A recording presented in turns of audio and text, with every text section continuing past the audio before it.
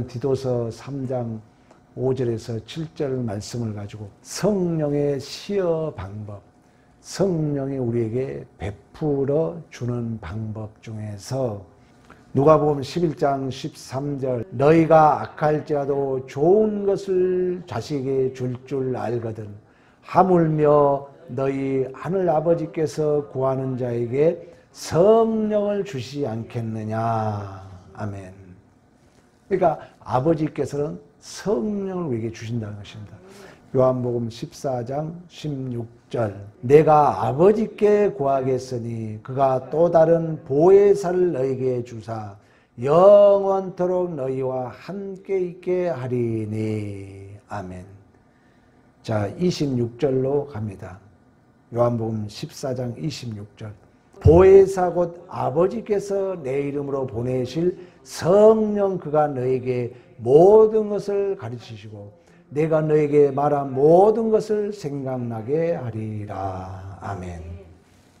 성부 하나님은 성령을 주셔서 우리를 가르쳐 주시고 생각나게 하시고 임마누엘의 약속의 성취로 마태복음 마지막에 하늘과 땅의 권세를 내게 주노니 아버지와 아들과 성령의 이름으로 내게 분부한 것을 가르쳐 지키게 하라.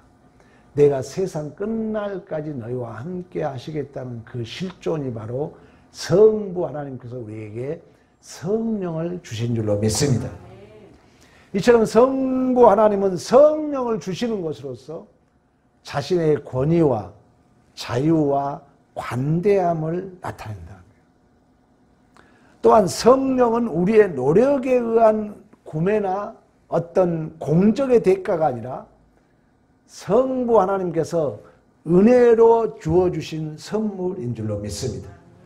그러니까 성경은 여전히 없음에서 있음이 되었던 것처럼 인간은 스스로 노력해서 얻을 수 있는 것이 아무도 없다는 거예요.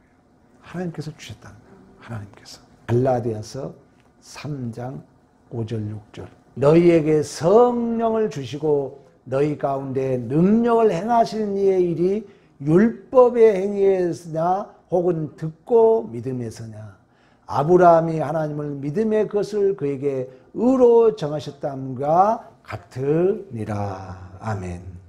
우리의 구원이 우리의 성령의 오심이 성령의 선물로 주심이 그 율법이 행위에 의해서 난 것이 아니라 우리의 구원이 율법의 행위에서 난 것이 아니라 오직 하나님의 은혜와 믿음으로 주어졌던 것처럼 이 성령의 능력도 성령을 주시고 너희 가운데 능력을 행하시는 일도 하나님의 은혜로 믿음으로 허락된 줄로 믿습니다.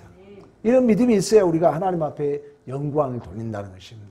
예수께서 이루신 모든 것들이 내 안에서 적용되도록 성령이 역사하기 때문에 성령이 운행하시기 때문에 모든 게 성령의 결과라는 거예요. 고린도전서 2장 12절 우리가 세상의 영을 받지 아니하고 오직 하나님의 영으로부터 온 영을 받았으니 이는 우리로 하여금 하나님께서 우리에게 은혜로 주신 것들을 알게 하려 하심이라. 할렐루야.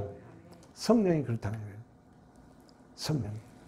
1세기 당시에는 하나님을 알고 있었고 율법을 받았지만은 예수를 모르는 거예요. 그러니까 은혜로 주신 그 구원, 선물로 주신 예수 그리스도 이걸 모르는 거예요.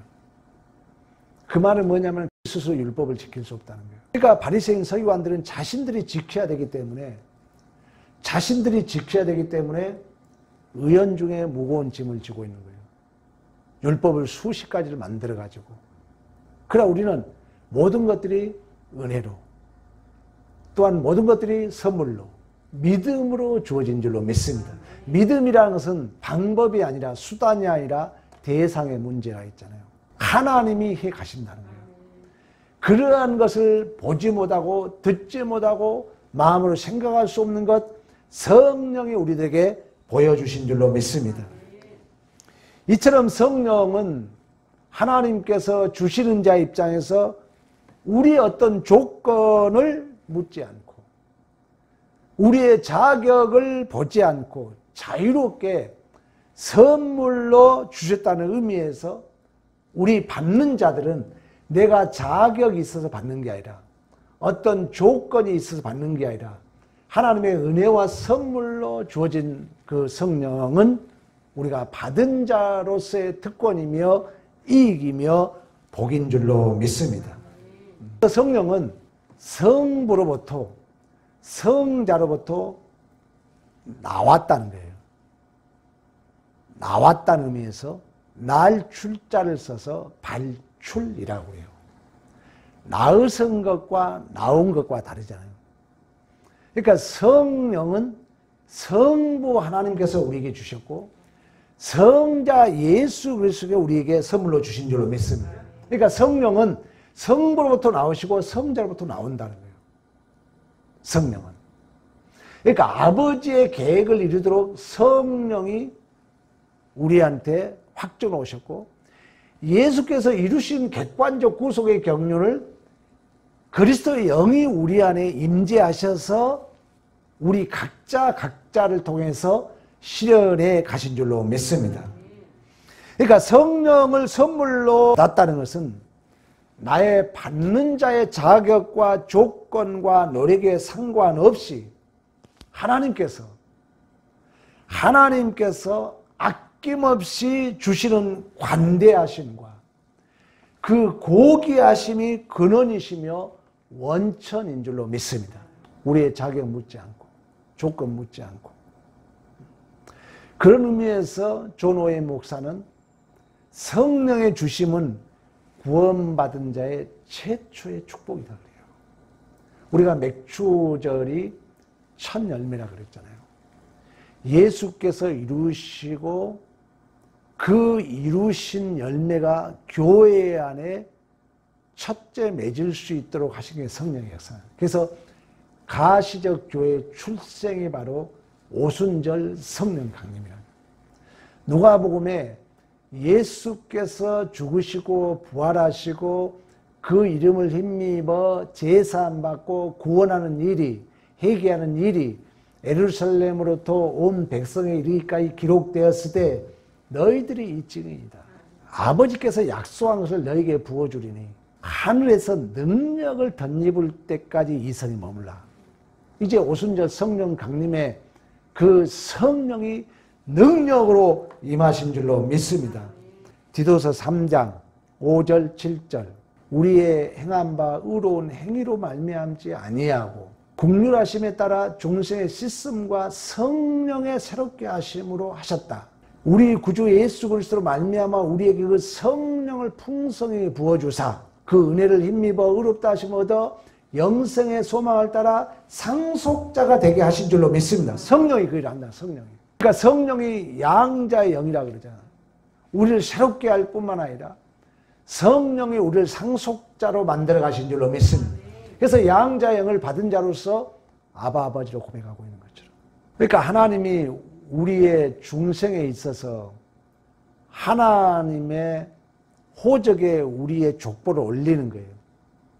그러면 그 확증으로 내가 하나님의 권속, 하나님의 상속자, 하나님의 후손가 되었다는 우리가 자녀를 낳으면은 호적에 올린 것처럼 그 하나님의 나라에 하나님의 족보에 상속자로 우리가 기록되는 그 확증, 그 보증이 바로 성령 하나님이신 줄로 믿습니다. 성령 하나님. 그래서 이 성령이 신적 보증이 되시고 신적 확증이 되시고 신적 인치심이 되셔서 양자의 영으로 우리를 새롭게 가신 줄로 믿습니다. 얼마나 우리가 감사합니다. 성령.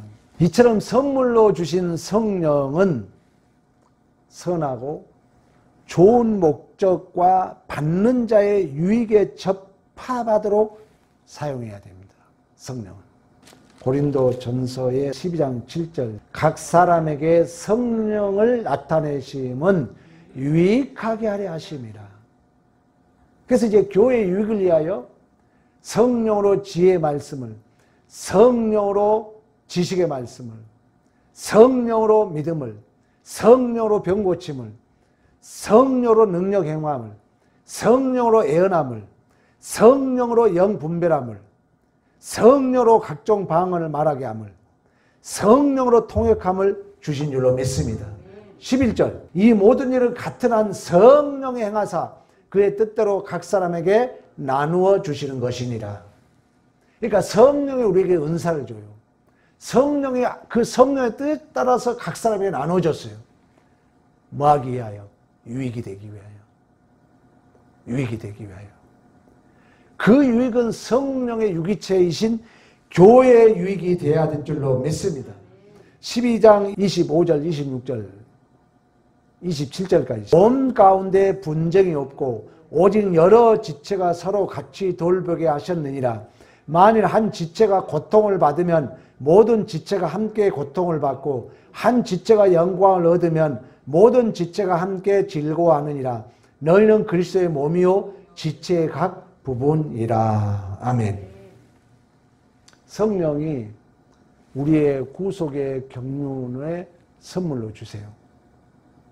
근데 은사는 구원은 오직 성령이 통해서 보증해 주시는데 은사는 하나님이 주시긴 줘요.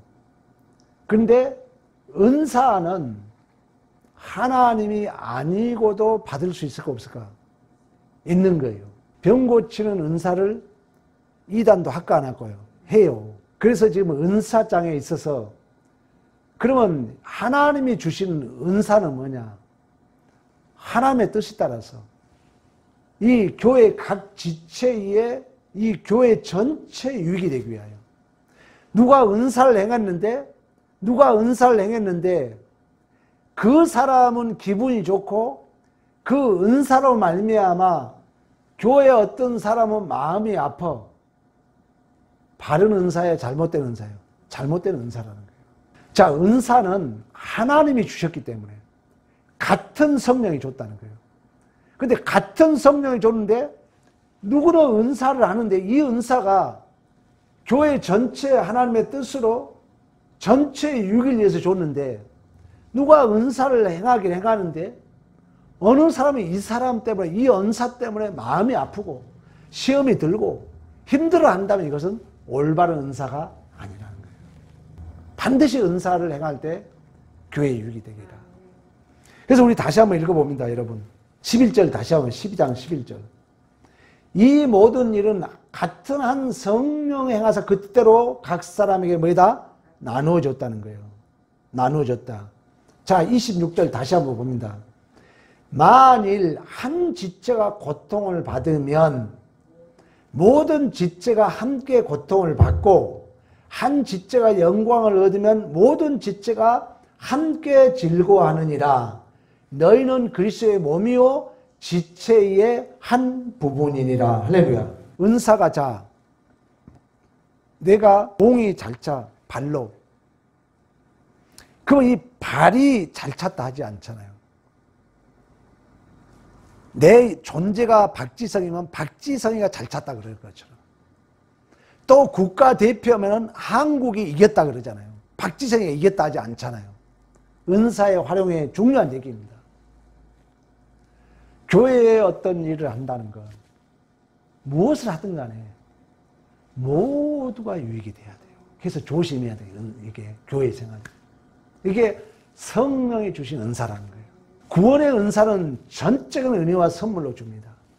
하나님의 안정으로 구원을 이룰 수 없어요. 신적 보증으로, 신적 확증으로.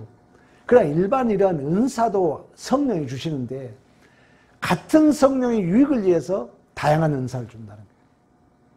그러나 이 은사는 한 몸인 우리의 지체이기 때문에 그 몸의 유익이 돼야 될 줄로 믿습니다. 몸의 유익이 돼야 한다. 이 얘기를 하는 것입니다.